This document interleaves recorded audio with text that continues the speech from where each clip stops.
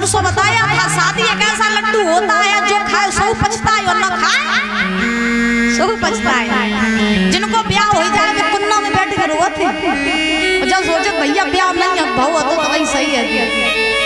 अब ब्याह हो जाए ना फिर पत्नी को हिसाब दो कि आज तुमने इतने रुपया लिए थे कहाँ खर्च करे, और हिसाब किताब नहीं दियो तो पत्नी कहे जरूर सौत को दे आए।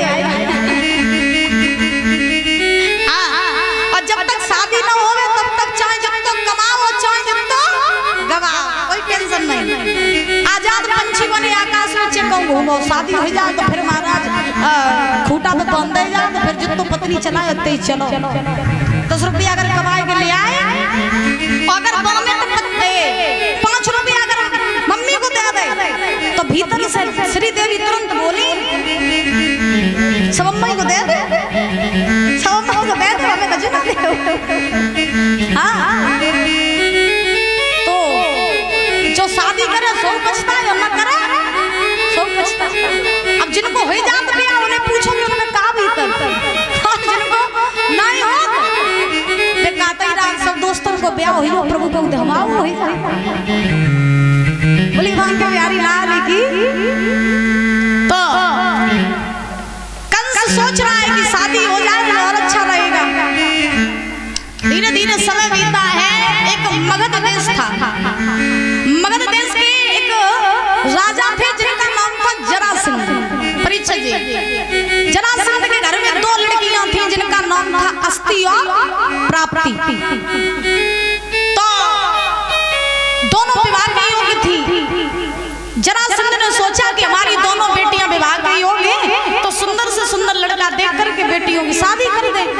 तो जरासंध जो है वो सभा में आया, सभा लगवाई और सभी लोगों से पूछा भैया क्यों ना ऐसा लड़का हमें बताओ जो धनवान हो, बलवान हो, ताकतवर हो, सुंदर हो, जिससे हम अपनी बेटी की शादी कर सके। तो पहले के राजा महाराजा जो होते थे ना परीक्षित जी, वो अपनी लड़की के लिए लड़का देखने नहीं जाते थे।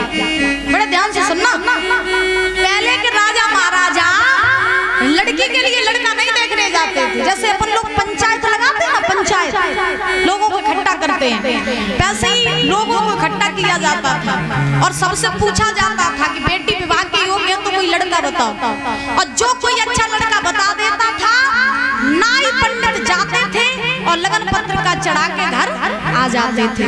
यहाँ तक कि लड़की का बाप लड़का नहीं देखने जाता था। लड़का चाहे लगड़ो हो चाहे लूलो हो, जैसे बात तो बिटिया भाई संगे ब्याह करती करे। और आज के जमाने में तो हमारा प्रथा खत्म हुई, लड़का बिटिया खुद देख के ब्याह कर ले। तो बाद में पता चला मम्मी पापा को जब घरे आए जाते हमारा डर के। हाँ और कहूँ बाई चांस अगर ब्याह कहूँ मम्मी पापा की मर्जी तो हो रहो होवे तो ब्याह हो नहीं पाता। से पहले हलो चाल हलो चाल। अब ये व्यवस्था है, अब जो हलो नहीं चल रही है तो चलो नहीं रही है।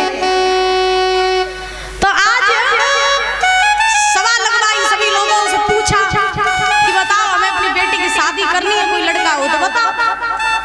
एक मंत्री ने कहा महाराज तुम्हें लड़का देखने की जरूरत ही नहीं है, लड़के खुद आएंगे तुम्हारे यहाँ। जरासंध बोले कैसे?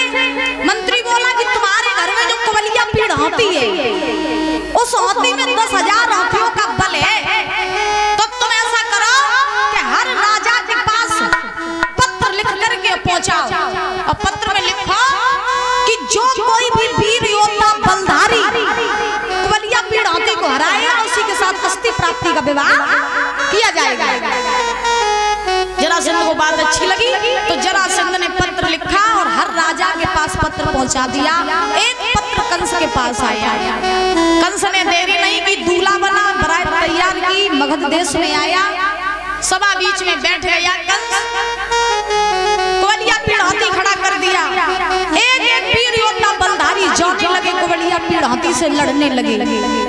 लेकिन जब किसी की पेश हाथी से नहीं गई तब अंत में कंस उठा और जैसे ही कंस उठा तो कंस ने एक ही पछाड़ में हाथी को हरा दिया। जैसे हराया अस्ति प्राप्ति ने कंस के गले में जयमाला डाल दी। कंस अस्ति प्राप्ति के साथ विवाह करके मथुरा में आया। वही कवलिया पीड़ हाथी जरासंध ने दहेज में कंस को दिया। मथुरा में आया, बड़े आनंद से अपना वैवाहिक जीवन जीने लगा। बोली बांके बिहारी लाल की जय जय।